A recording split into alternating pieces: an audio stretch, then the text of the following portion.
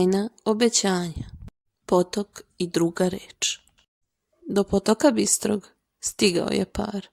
Voda je žuborila, stvarajući čar. Žabac kreka skoči, pravo u vodu. Tražio je trag za pravu zgodu. Laza je pažljivo gledao kraj stene, gde je voda tekla preko zelene. Tamo su ugledali list, plavi, mali, sa rečima drugim, što su jasno znali. Na listu je pisalo, slovima od pene, to beše reč eme, što stoji kao vreme. Spojiše dva dela, reči prve, kratke, i dobiše reč dajem. Nastavljaju se muke slatke.